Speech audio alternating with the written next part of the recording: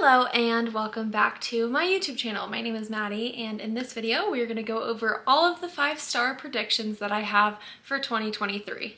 Some of my predictions are going to be new releases, and some of them are just going to be books that I plan to read this year that I believe will get 5 stars. Got my handy dandy laptop down here. I do have 12 new releases that I am predicting that I'll get 5 stars. The first 5-star prediction that I have for 2023 is Happy Place by Emily Henry. I've actually had hits and misses with Emily Henry. I've read 3 of her books.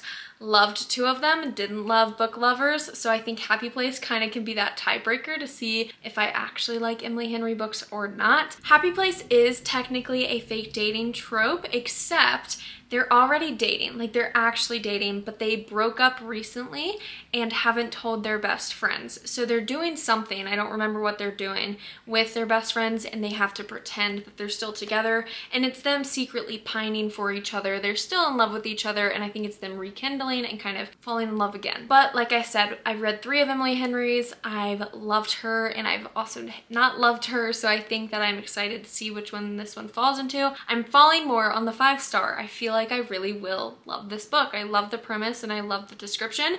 And you guys know, if you guys are subscribed to me, I don't read the synopsis on the back of the book, ever. And this one I did.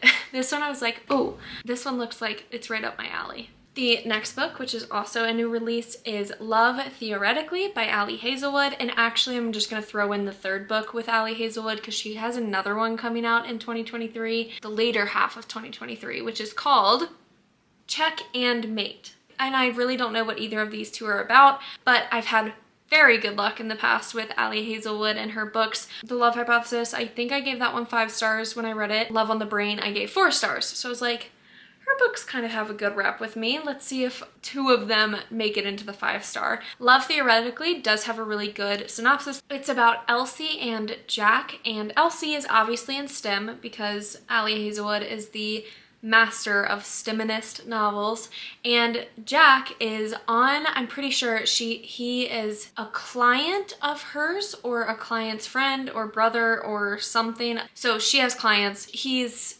involved somehow. Check and Mate doesn't have a synopsis yet. I'm just looking forward to it. The 4th book that I want to read is Meet Me at the Lake by Carly Fortune. I gave Every Summer After 5 stars this year. A lot of people either loved it or hated it because of the ending, and I'm not gonna lie, the ending kind of shocked me, and I think that's why I loved it. I think it was that shock factor that I really liked, and Meet Me at the Lake kind of just sounds like the same book. And I want to read it. Meet Me at the Lake is about a girl named Fern and a boy named Will. Can we just pause and take a moment to think about those 2 names? Fern, very pretty, very cool name. And then we have Will. No offense to the Wills out there, but Fern and Will. It's like, couldn't you do like a Fern and like Onyx or something? Like something cool. Fern and Will previously met in Toronto on a day-long adventure, just randomly out of the blue. And it was kind of the right person, wrong time deal. So years later, they meet up again. It's kind of second chance, but not really, because it was kind of love at first sight. And then years later, they kind of reunite. And it doesn't sound like a book I would love, because I don't really like the love at first sight, second chance kind of romance, but because I liked her previous book, I feel like I could like this one. I just need to read it, and obviously I obviously just need to read it, but I'm pretty sure this could get 5 stars. Who texted me? My husband. Are you filming? Yes. Say hi. I didn't actually mean to come say hi. Why are you my computer? Don't cover me. Click down below and subscribe. Okay, little interruption over. The 5th book is Final Offer by Lauren Asher. I am so ready for this book. It's the 3rd book in the, why can't I remember what it's called? Dreamland Billionaires. Okay, good. It's kind of like an alternate version of Disneyland. It's these 3 brothers who their grandfather passed away, and to inherit their fortune and to inherit their side of dreamland, they have to do something that their granddad said in his will. So this is the third brother. Don't know what his name is. I think it starts with a C. He's the goofy one, I'm pretty sure. His task is to just spend the summer at a lake house before he can sell it, which I think is like the easy end of this deal, because the first two brothers had to do like kind of major things before they could get their inheritance, and this guy's like, go spend the summer at the lake and then you can get your inheritance. That doesn't sound very like challenging. And his childhood best friend Lana actually lives at this house, so that's, I think, like forced proximity, like he has to live there too, and I think the granddad kind of knew that she lived there, so he's like setting them up. This granddad, he has some tricks up his sleeve for sure with these brothers. The sixth book is Highly Suspicious and Unfairly Cute by Talia Hibbert. I really liked the Brown Sisters trilogy. I read it all earlier this year, actually. I did really like Talia Hibbert's writing and the spice scenes in it, so I'm expecting some of that. If I don't get that, I'm gonna be a little upset. I want some of that spice. This book is about Celine and Bradley, who both go to school together because they're academic rivals. They might be college, I'm not sure. Don't quote me on that.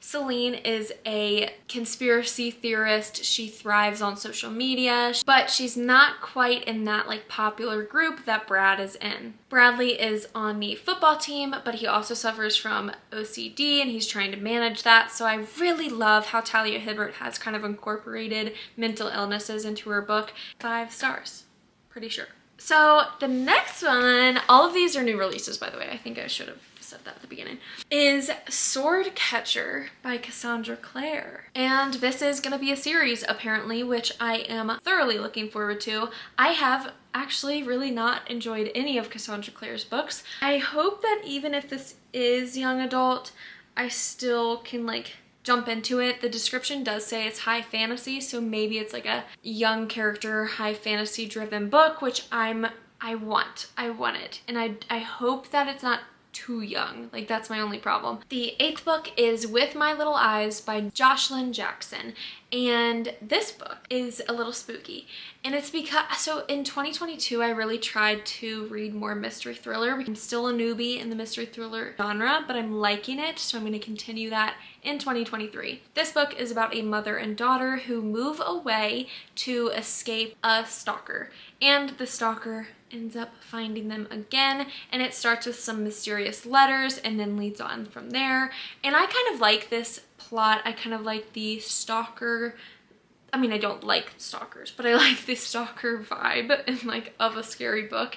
And I think it's really eerie and that's really creepy and I really want to read it. Probably 5 stars. I think it's hard for me to rate 5 stars to mystery thriller because I haven't read a ton of them. I don't know. This one, I'm looking forward to it. Who knows if it's gonna get 5 stars. I think it will, I hope it will, but the next one is actually a Wattpad book, so I'm looking forward to this. I miss Wattpad, haven't been on it since middle school, but that's okay. It's called The Bite by Z.W. Taylor. Charlotte is trying to escape her abusive relationship, and she basically packs up and moves all the way to Alaska. I don't know how she gets there. I'm not sure where she's from yet, but she moves to Alaska and ends up being in this forest as she's kind of like running away and gets bitten by something, and it changes her whole life. Honestly, I hope it's kind of cheesy and like Wattpad-y, you know?